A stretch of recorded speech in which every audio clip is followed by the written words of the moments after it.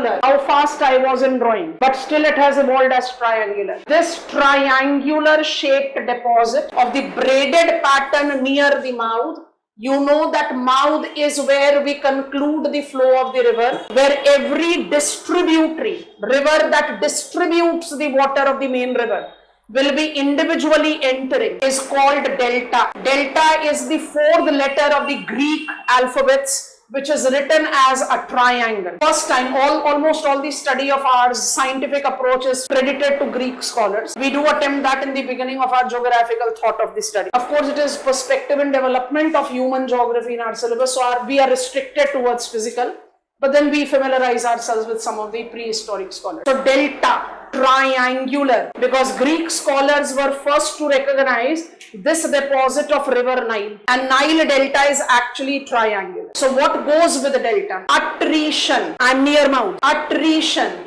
I'll be finest textured deposit. I'll be associated with a braided pattern where there will be the demarcated distributaries. Term delta comes from its triangular shape. That is the reason. Today, when I talk about delta, I have got multiple types. These remain same. This dimension remains same. But delta type 1 is called true delta, and that is the reason I have created this diagram, which is triangular delta, which is also called lobate delta, which is also called arcuate delta. Delta number 2 is called digitate delta, which has been nicknamed, digitate is difficult for us to visualize, so it has been nicknamed as bird's foot delta. So what will be its shape? I have drawn triangle here.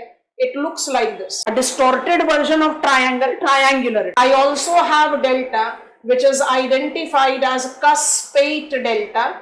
Cuspate delta can be nicknamed as tooth-shaped delta, where you have not made your tooth beautified with braces, so it will have some distortions by default, but it will look like, and some of them distorted pieces. And we have got another type which is called estuarine delta. There are 4 principal types of delta. Demarcated 2 rivers merges. One is called tributary, one is called main river. But when the 2 rivers merging are of equal size, then it becomes difficult for us to terminate which river. That is the reason we write both the name. Digitate delta is for Mississippi, Missouri. River Ganga will be a wrong expression for us to write, so we are writing river Padma and river Jamuna. Padma is Ganga in Bangladesh and Jamuna is Brahmaputra. This is river Amazon. I have many more examples. I have restricted to the principal ones. Estuarine delta also, I'll just give you the diagram. I'll draw it separately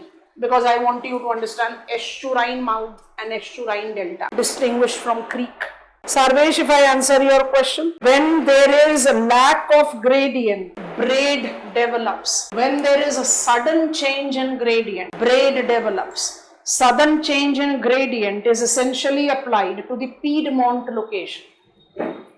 So you have deposited on your own path. As you travel big distance from Piedmont location, your obstruction is over, so you reunite. That is the reason Piedmont braid do not relate to distributaries. Distributaries is related to deltaic braid. The name delta is the universally applied name and sources triangular shape. But as we are now aware of map of world much more elaborately than what the Greek scholars were aware of, we know that the delta deposits can have multiple shapes, and the easiest way to learn it, we'll see some of the examples. Recognized depositional feature of river as an active agent of deposition is a delta. Delta correlates to near mouth braid. Delta always associate with the distribute. Distributaries are the streams that distributes the water of main river. Delta can be identified with multiple shapes. Triangular delta. All the rivers that descends to plain from tall mountain. It is Missouri River from Rockies. It is Paraguay Parana River from Plateau of Mata Grosso. It is Ganga from Himalayas. All of them are Piedmont braid. We call them Tarai in our country. Paraguay in South America is the country that is principally known for freshwater crocodile. and all the crocodile population is with a braided pattern, Grand Chaco, written in your NCERT. Can I proceed? Estuarine delta, I have not drawn the diagram here. I want to draw it on a separate page. I'll come back to this page before we open up the map. Two things for you to apply. Whenever there is an inlet of water inland, so I'm having land line. Whenever there is inlet of water, it's C here, and I can notice that there is the inlet of C seen here. This inlet is called creek. Okay, narrow inlet, it is called creek. Okay, how do I distinguish creek from estuary? I distinguish creek from estuary, again drawing the same thing, only that it is convenient for me to go with the different color. Now this is my land and this is my sea, bay, gulf, ocean, anything, and I want again to show it as the inlet of water here, but I have got mouth of the river here. So estuary is that creek which has river mouth. I think this way it becomes easier. Estuary is that creek which has got river mouth. Creek is that narrow inlet of salt water inland which is by default facilitating favorable navigation link, can be an harbor depending on what is the depth that is correlated. Okay, now we have talked about river Amazon as estuary or estuarine delta. So what you have to apply? I know that river deposits near mouth. But the question arises, why river will deposit? Even if it has mouth, near mouth or otherwise, why do you think river will deposit? Why river deposit? Because of gradient. I find it difficult to transport the material that I have been transporting for so long. I'll deposit because I'm finding it difficult to transport. Yes, and that has to do with the gradient. Imagine if a river has got steep gradient near its mouth, it will develop estuarine mouth but not the delta, because for estuary to be estuarine delta, what additionally you require? Yes or no? If river have deposited here, then it will become, but if river don't deposit, then it will develop what? Estuarine mouth. Narmada, Tapi have estuarine mouths. Amazon, Paraguay, Parana, Tocantins have estuarine delta. Largest river is our choice for sure. So let it be Amazon for the time being. I hope you have understood. Every creek is not estuary, but every estuary is a creek. True, false? Chhod do, pen drop karo. Be here. Every creek is not an estuary, but every estuary is a creek. True. Every estuary is related to a navigable river, not necessarily. But every estuary is identified with the presence of an active channel. True. If that active channel is depositing, it will develop estuarine delta. Otherwise, you safely call it estuarine mouth. So I want to make one more statement. Every estuarine delta is estuarine mouth, but every estuarine mouth is not estuarine delta. Done, you have learned it. Now whatsoever you want to copy down, I go back to my delta diagram. Encyclopedia information, but sometimes it creates havoc in question paper.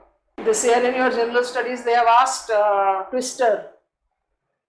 And many of us have got struggled with that. Twister is tornado.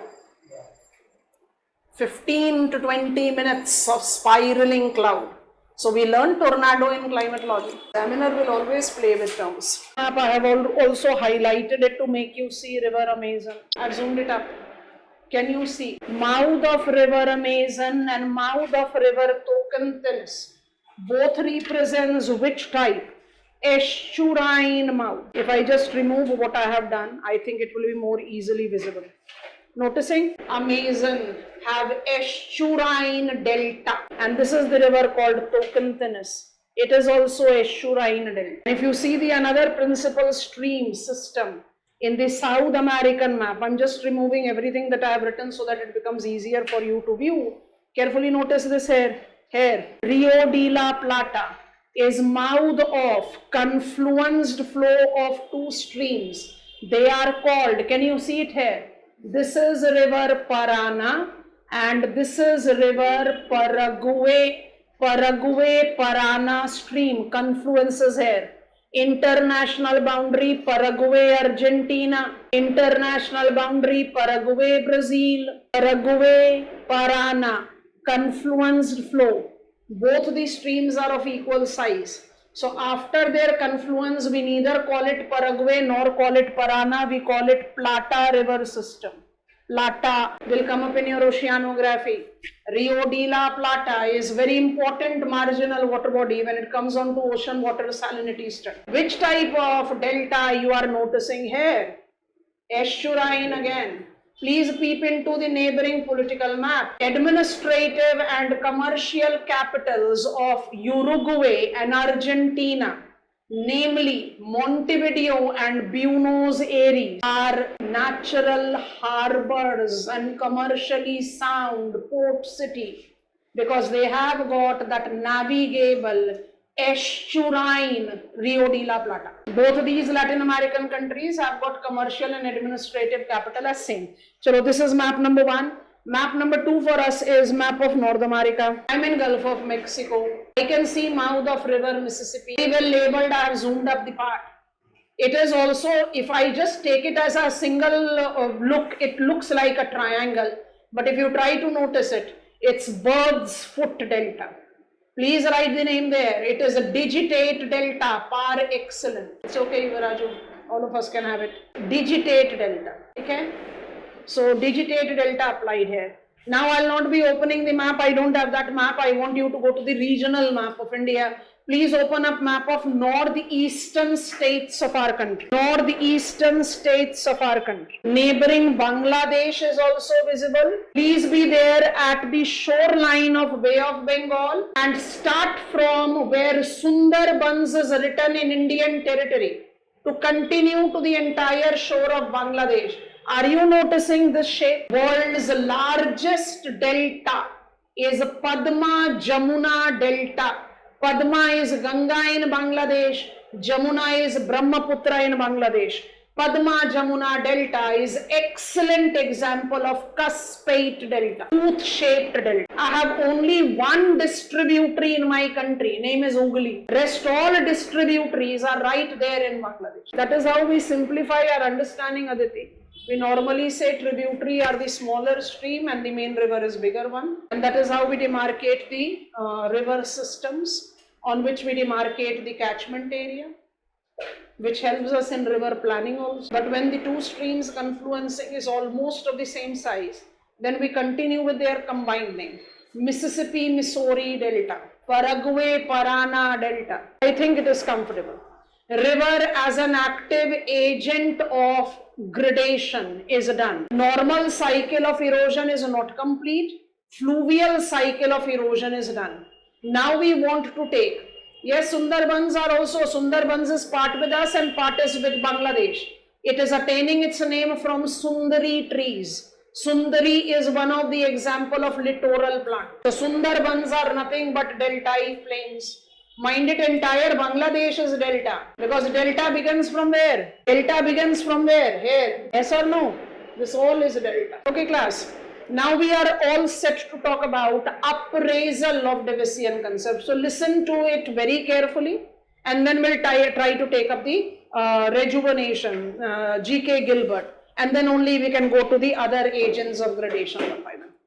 So 1885, the first research paper published, complete text on normal cycle of erosion 1889. I am in the late 19th century. Daviscian concept have made him designated as father of geomorphology is more than sufficient for us to understand that how relevant his concept is in our study of geomorphology. That from the late 19th century till the second half of 20th century, I want all of you to just remind yourself of publication of plate tectonic theory, 1968. So from late 19th century to the second half of 20th century, Daviscian concept remained largely undisputed. A minor word of dispute, and minor is very important, I'll make you comfortable with Penck's concept. Now the concept is no longer mentioned in our syllabus, but because slope development is mentioned, I cannot ignore Penck. So at the introduction of slope development, I'll introduce you to Walter Penck. He was a German geomorphologist, and his work is basically seen in the first half of 20th century. He is one of the very principal contributor to slope development, so I can take his work published in 1920s. So there was a weak word of criticism. Why I'm saying weak? Carefully understand. I'll make you write this point, but will not get into the details of Penck's idea. Davisian concept was published. Davis was being followed by all the scholars who were willing to study exogenetic forces. Davis by default was ever elevated of its academic status and eventually was designated as father of geomorphology. Penck was not ready to agree to this. So Penck was continuously criticizing the term cycle. He said cycle is not possible. So wherever Penck was speaking, any viewpoint exchange, any of the association meeting or any of the geographical research meeting, he was very vocal, strong vocal critic of Davisian ideology. Like the term cycle is too hypothetical, it is not likely to be that way. And he gave us a certain point, we call it morphological system, we'll learn it. But what came out as a publication was more or less repetition of Davisian work. And we try to learn his morphological system, I find only one point of correction there. That is, endogenic upliftment and exogenic downcutting goes hand in hand. After that, as I'll make you understand Penck's concept in due course of time, we find that Penck already near repeated Davisian concept. But why we were not ready to agree to this? Because every area to speak, he has been one of the very strong vocal critic to Davis. So what came out as his work was straightforward in contradiction to what he used to communicate. That is the reason he is designated with his criticism to Davis as misinterpreted geomorphology. So anything that is misinterpreted is good to keep aside. So he used to say something and what came out as publication was something, but why this blunder was done? Penck had a very short lifespan. He could not finalize, he could not give a formal frame to his approach of study as a concept contradicting the approach of Davis. It was being done by his disciples and then eventually was translated in English. It is claimed that the work has been purposefully sabotaged so that Davisian authority cannot be challenged, and there are so many theories which are being there, but the things that are going in contradiction by default we don't follow it. So weak word of criticism was there. But from late 19th century till 1960, Davisian concept remained more or less undisputed, and we will continue to remain undisputed following him to learn all our exogenetic forces. But in light of plate tectonic theory, there was the limitations that started coming into forefront. I already talked about it yesterday. Now it will make more sense to us. Cycle is overemphasized by Davis. He is saying that one of the two forces will be operational at a given time. Plate tectonic theory has proved orogenesis is a diastrophic force. Orogenesis is millions of years time taking force. For such long time, exogenetic forces cannot wait and watch. If I believe in impulsive upliftment, as Davis silently supported, once upliftment will be over, then downcutting will begin. Plate tectonic theory directly discarded it. Upliftment cannot be impulsive. We know it is a diastrophic force. So upliftment is a long time taking process. For such long time, exogenetic forces cannot wait and watch.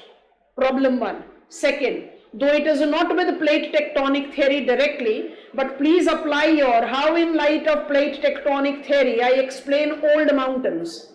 Because we are believers of Rodinia and Pangea, and we are believers of that the laws of nature don't change with the time. So I quoted this example yesterday. How long exogenetic forces take to create peneplain? So I am repeating my example. Much before Azoic relief were cut down to peneplain, Paleozoic orogeny was experienced.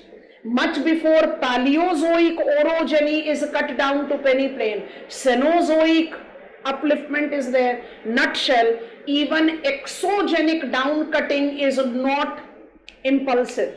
It is also long time taking. So the term cycle automatically comes to criticism. I hope you are understanding. So in light of plate tectonic theory, Daviscian concept with overemphasized term cycle of erosion came to criticism, because it very strongly says, and in the beginning itself we understood it, that endogenic and exogenic forces don't follow each other.